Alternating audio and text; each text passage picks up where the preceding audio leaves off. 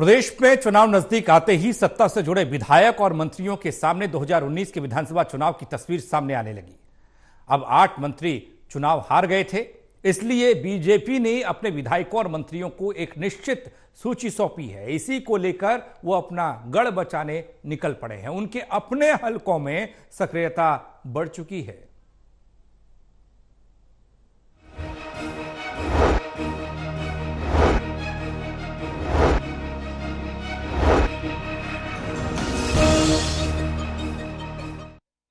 दो 2019 के हरियाणा विधानसभा चुनाव में 8 मंत्री चुनाव हारे थे। इसके संकेत पहले ही मिलने शुरू हो गए थे। चुनाव हारने वालों में कृष्ण पवार, कृष्ण बेदी, कविता जैन, मनीष ग्रोवर, कैप्टन अभिमन्यु, ओपी धनखड़, करणदेव काम्बोज और तत्कालीन बीजेपी प्रदेश अध्यक्ष सुभाष बराला थे। तब के परिणाम और पिछले सबक का ही असर है कि प्रदेश के बीजेपी विधायकों और मंत्रियों ने अपने गढ़ बचाने के लिए सक्रियता बढ़ा दी है। वो अपने अपने हलकों में दौरे कर गिले शिकवे सुन और जनसंपर्क बढ़ा रहे हैं। लीजिए पहले राजनीतिक विश्लेषक की राय। इस समय क्योंकि वर्तमान सरकार के खिलाफ असंतोष होना स्वाभाविक है, क्योंकि लंबे समय से सत्ता में है।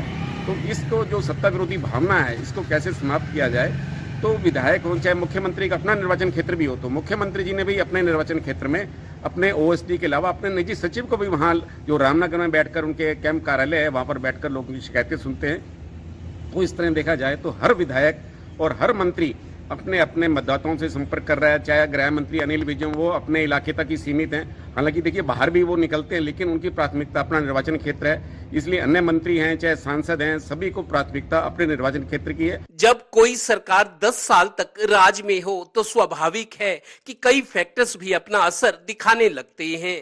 मसलन एंटी इनकम्बेंसी, बदलाव और अब सियासत में 10% मतदाता ऐसे भी हैं जो ये कहने लगते हैं, ये मत पूछो कौन जीतेगा, ये पूछो कौन हारेगा। 2019 के विधानसभा चुनाव में यही बानगी नजर आई थी। इसीलिए सीएम सिटी करनाल हो, अनिल विज का अंबाला हो या बीजेपी का मजबूत गढ़ बना पानीपत जिला हो। पानीपत शहर में बीजेपी विधायक प्रमोद विज का अपने पिता एवं कई बार विधायक रहे फतेहचंद विज की याद में शुरू करवाया गया प्रदेश स्तर का क्रिकेट टूर्नामेंट हो, जिसकी आजकल चर्चा है।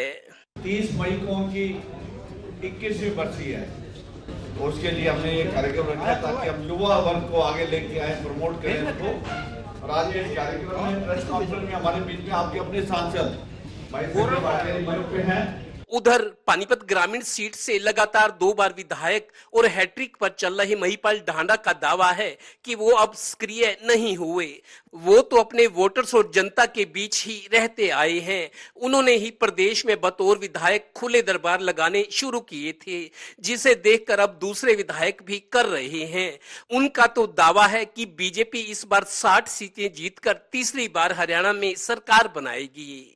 कोई भी व्यक्ति है, किसी भी दल का व्यक्ति है, कोई नेता है जो जनता से आंख चुराता है, लास्ट में उसको कहीं न कहीं से इसका परिणाम भुगतना पड़ता है। और जो जनता को फेस करता है, जो जनता के बीच में रहता है, उनकी बात को सुनता है, वो कभी मार नहीं खाता। जनता उसके ऊपर भरोसा करती है, उस पर विश्वास करती है। आज मैं आपको बता रहा हूँ, लोग कुछ बोलते रहे, क्या कह रहे क्या नहीं कर रहे, मैं आपको बता रहा हूँ 60 से ज्यादा सीटें जीत के भारतीय जनता पार्टी अब फिर से दोबारा सरकार बनाएगी। हालांकि 2014 और 2019 के मुकाबले इस बार नई चुनौतियों से जूझ रही बीजेपी चुनावी तैयारियों, फैसलों पर अमल, निगरानी और प्रबंधन में अब भी विपक्ष से आगे चल रही है।